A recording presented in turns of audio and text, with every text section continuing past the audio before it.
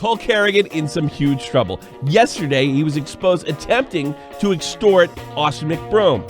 It appears now he actually may have taken this to the next level and committed the crime of extortion. What's happening, everybody? Good to see you. Good morning. Tommy C here from Shop for the Point News. Let's get right into it. Well, actually, I don't know if I can get right into it because this is our first report in the story. Let me try to condense this. I highly recommend that you, and I don't do this willingly. It's just the best way to get you the story. I have to admit. Go to check out Drama Alert's last episode. That'll get you caught up. And if you want some commentary, go check out Shot from the Point's last podcast, and we'll go over the commentary and probably give you a few laughs on top of this. But to make a long story short, Cole Carrington was encouraging Keemstar to make a video on Austin McBroom's so-called cheating. They had communicated, and when Keem didn't get the rest of the information, he shelved the video. Cole accused him of shelving the video over being paid to shelve the video. And he sarcastically asked Keemstar, how much do they pay you? And Keemstar sarcastically responded and said $500K, and boom! Boom! This innocent joke may lead to a jail cell for Cole Carrigan. Cole Carrigan takes that literally. He tries to get an alleged victim to kind of work with him to accuse Austin McBroom. And now what's gone from a cheating scandal has moved up to Austin McBroom does actual acts with his father. He's not only that, but he's also bisexual, having a relationship with Cole Carrigan's friend. And on top of that, a serious actual crime, the worst one. He's accused of all three of these things. Now he sees Keem's DM, says $500K, and he works with the alleged victim to kind of take $100K, because he's not greedy, from Austin McBroom, or at least he attempts to do it. He was conspiring, colluding. There was no evidence that he actually did extort.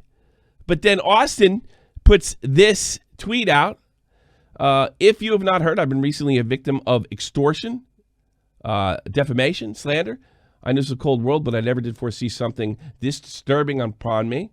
I think, thank you to all of the Ace family members for all of your concerns, and thank you to those who know my character at heart. I don't wish this upon anybody, and I can hope that those responsible will learn from their mistakes and become better people. My family and I are dealing with this matter privately and taking legal action.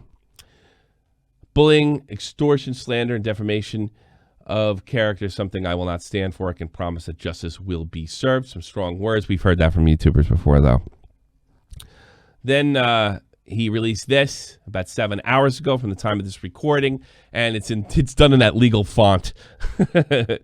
I would like to start off by saying that me and my family are taking the situation very seriously on the allegations that have been brought up on me. Like I mentioned already, we are taking legal action to handle this matter of extortion. Extortion. We have sought top legal advice and have hired former senior prosecutor, blank, I wonder why that was black out, who is an ex-deputy, like I'm sure the prosecutor would want his name out there, who is an ex-deputy district attorney, will now be handling everything from here on out regarding the matter. I find that strange not to leave the lawyer's name off the list. We are confident that Mr.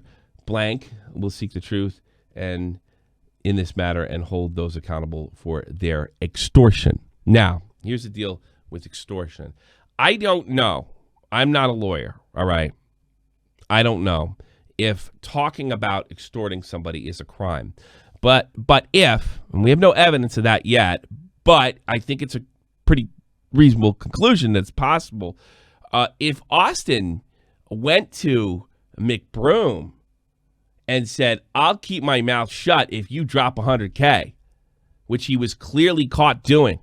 Again, you have to watch the Keemstar video, okay? He's looking at time in prison. That's blackmail. That's extortion. I don't think I have to be a lawyer. I'll shut up. You give me $100K. That's extortion.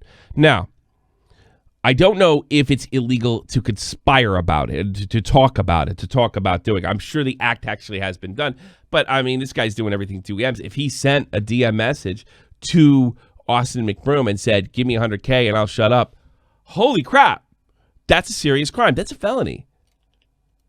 That's a serious felony. And it's just really amazing just how dopey this guy is and how blindsided he got, which had $500K to shelve a story, and he took it literally. And not only that, in his video, he actually covers up. This is wild. In his video, he actually covers up the part where Keem made a joke, made it abundantly clear that he was joking around. Here it is. I don't have an Apple iPhone. And that's like, you tried to explain this before. Well, yeah. Okay. So basically what he did was he went into the message box and then hit enter 3 times. So that box went from like a normal size to gigantic. So it just covers that message. It literally just covers the message he doesn't want everyone to see. Like he didn't think anybody would figure it out. Yep. That's so funny. And what Carrigan was trying to cover up, of course, by hitting enter 3 times and creating that block, that obvious block, is Keemstar making it explicitly clear that this is a goof. I'm joking around about $500K. Nobody paid me $500K to shelve a story. Just to wrap this up, I keep looking at this. I find it weird that he would block out this hotshot attorney. Attorneys who like their name out there, and I'm so used to YouTubers spouting off about defamation and slander and how they're going to take it to court. It's some of the ask Vic Mignogna. It's one of the hardest things to prove on the planet, especially when you're a public figure and you actually have to show damage. I don't know if he's spouting off just trying to scare the hell out of Cole, because I don't know if it's illegal to talk about extorting somebody. I know it's illegal to extort somebody. So if Austin has a DM from Cole Carrigan saying, give me $100K to shut up, and along with the stuff that Keemstar exposed where he was clearly planning on it, unless he actually did it, I don't know if it goes to the next level. This on the surface makes me think that that he was extorted, but the fact that he's blacking out the attorney, the big YouTuber's history, I really wonder if he's just not trying to scare the hell out of Cole Carrigan. Time will tell. We will find this lawsuit. As Josh Pescator says, show me the lawsuit. Show me the police report. Show it to me. And I'm looking forward to that here. And that brings me to a follow-up story that we just did.